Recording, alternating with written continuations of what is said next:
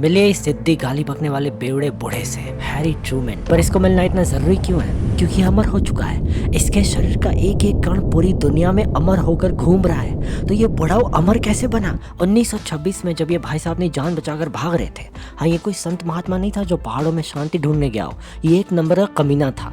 Prohibition के time पर जब दारू बेचना इलीगल हुआ तो इसने दरवाजे के पीछे से दारू बेचना शुरू कर दिया। फिर इसने गैंगस्टर्स के साथ मिलकर दारू का धंधा बढ़ाया। सीक्रेट बार्स, नाइट क्लब और रंडी खानों तक सप्लाई जाती थी। पर फिर इसने किसी की स्पेशल लेडी से ज्यादा दोस्ती कर ली या किसी गैंगस्टर के इलाके में जाकर टांग अड़ा दी। जो भी हुआ, इसकी इतनी फटी कि ये सबमशीन गन लेकर घूमने लगा और एक दिन सब छोड़ छाड़ के माउंट सेंट हेलेंस के पहाड़ के घने जंगलों में छुप गया और पहाड़ पर जाकर इसने अपना अड्डा बनाया। एक लॉज, किराए की नाव और एक सुंदर सी झील। पर आदतें कहाँ बदलती हैं। जंगल में भी इसने अपनी दारू की भट्टी चालू रखी और इसने अपनी नई दारू का नाम रखा पैंथर पी। फिर इसकी अकेली जिंदगी में एंट्री हुई एडी की। एडी उसकी तीसरी पत्नी थी जिसके लिए हैरी ने उसकी बहन को छोड़ दिया था। बूढ़े की पहली पत्नी उससे बोर होकर भाग गई, दूसरी बूढ़े ने उसको भगा दिया।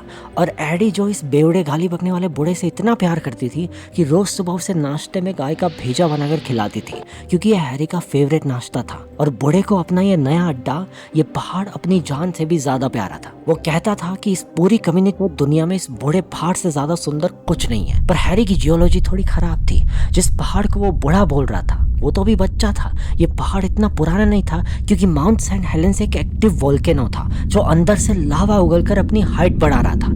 इसीलिए ये बाहर से टॉल और हैंडसम दिख रहा था पर अंदर से उतना ही खतरनाक था। सुंदरता और खतरा हमेशा साथ साथ चलते हैं और आसपास सबूत भी थे, जैसे हाइकिंग ट्रेल्स पर पुरानी राख, झील में तैरने वाले जांग जैसे पत्थर। पर बड़ों के लिए खतरा ही तो इस पहाड़ का नशा था। पर फिर एक रात सब कुछ बदल गया। सितंबर 1975 में एडी की तबीयत खराब हुई और उसे बचाने की हैरी ने बहुत मेहनत की, पर किस्मत को कुछ और ही मंजूर था और एडी की हार्ट अटैक से मौत हो गई।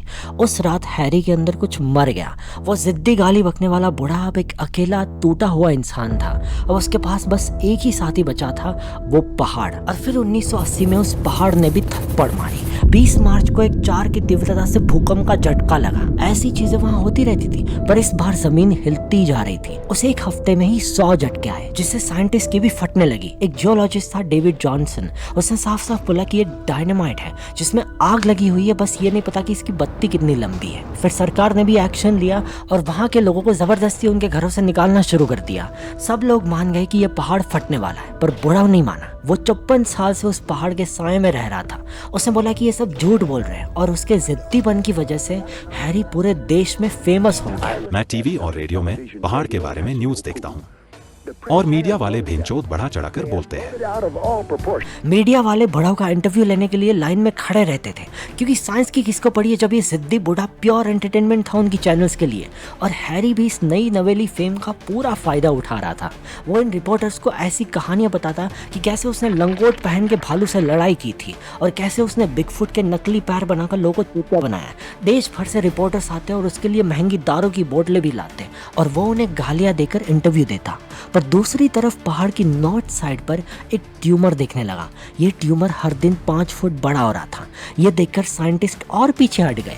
हैरी सबको डरपोक बोलने लगा, पर अकेले में उसकी भी फट रही थी क्योंकि रात भर झटकों से जमीन हिलती रहती। उसके पास भी भागने का ऑप्शन था, पर दुनिया भर के लोग टीवी पर उससे बाहुबली बोल रहे थे। फैंस बुढ़ो को चिट्ठियां और शादी के प्रपोजल भी भेज रहे थे। लोगों ने बुढ़ो को सर पे चढ़ाकर रख दिया। हैरी के दोस्तों ने उसको मनाने की आखिरी कोशिश की, पर उसने भागने से फिर भी मना कर दिया। और आखिरकार वो दिन आ गया, संडे मई 18, 1980 सुबह 8:32 पर जब ये पहाड़ फटा तो उससे एक दिन में 1600 हिरोशिमा बम जितनी एनर्जी निकली। साइंटिस्ट ने सोचा था कि पहाड़ चोटी से फटेगा, पर वो गलत थे। पहाड़ साइड के ट्यूमर से फटा, जिसकी वजह से इतिहास का सबसे बड़ा लैंडस्लाइड क्रिएट हुआ। एक काली, गर्म 550 किलोमीटर प्रति घंटे की स्पीड से दौड़ती हुई मौत पूरे गांव को 1 सेकंड में तबाह करके चली गई। 320 किलोमीटर दूर तक लोगों को धमाके की आवाज सुनाई दी। 130 किलोमीटर दूर तक आसमान इतना काला था कि सुबह 9:30 बजे स्ट्रीट लाइट्स ऑन हो गई, लेकिन नीचे तबाही मची थी। 25 किलोमीटर के दायरे में सारे पेड़ जमीन पर ढेर हो गए।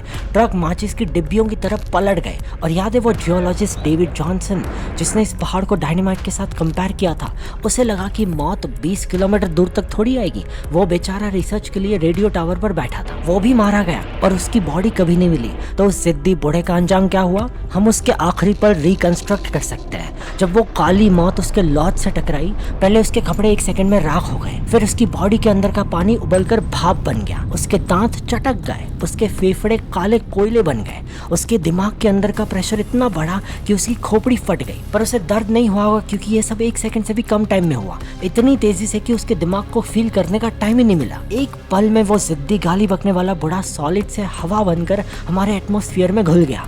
वो 54 साल तक एक जगह से हिला नहीं, पर मरने के बाद उसकी राख ने 17 दिन में पूरी दुनिया घूम ली। हैरी ट्रूमैन की बॉडी का एक छोटा सा मॉलिक्यूल आपकी अगली सांस में आए या फिर ऑलरेडी आ चुका है, उसका साइंटिफिक प्रोबेबिलिटी निकलता है 98.2%। तो टेक्निकली वो बूढ़ा हमेशा के लिए अमर हो चुका है। यकीन नहीं आता तो ये वीडियो देख लो।